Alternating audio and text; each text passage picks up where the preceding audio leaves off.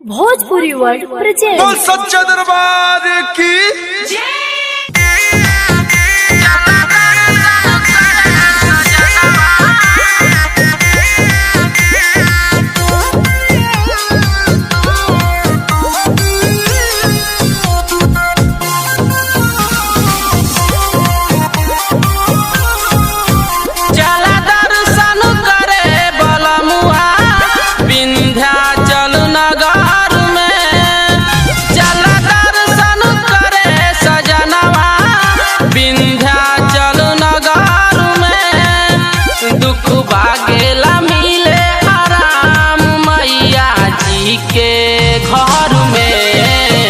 दुख भागेला मिले आराम मैया जी के घर में।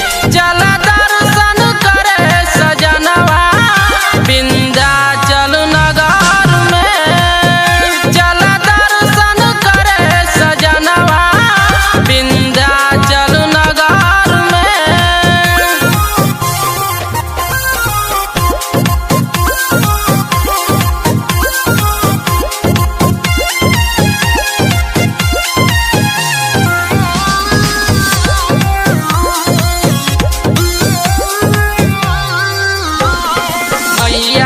भोरे भोरे पट खुल जाई, यही बहाने दर्शन होई जाई।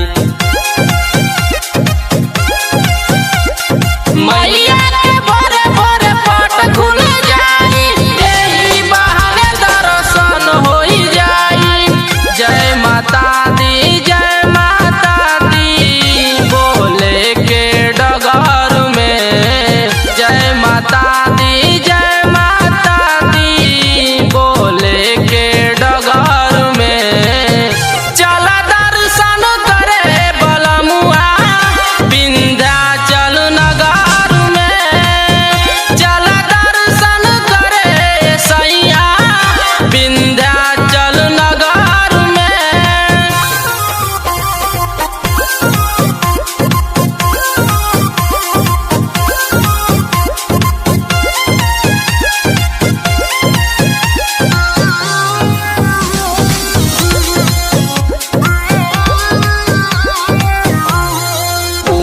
प्रदीप नहीं ले जाले बहरा, आइल बा मौका घुमा दा दशहरा।